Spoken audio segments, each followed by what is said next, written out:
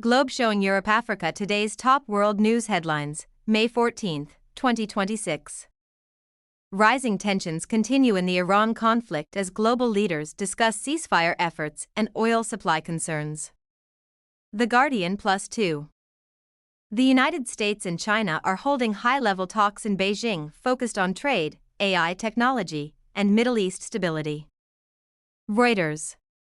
Oil prices remain above $100 per barrel amid fears of supply disruption in the Gulf region.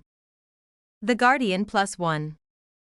Political uncertainty grows in the United Kingdom as Prime Minister Keir Starmer faces internal leadership pressure.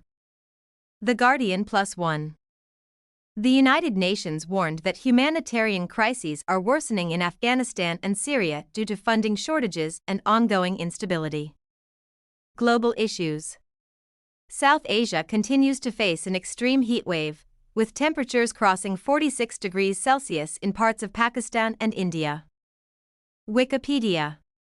Ukraine is expected to receive new European air defense support packages as regional security tensions remain high.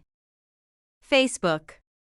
Global financial markets are reacting to rising inflation and geopolitical uncertainty, causing volatility in stocks and bonds.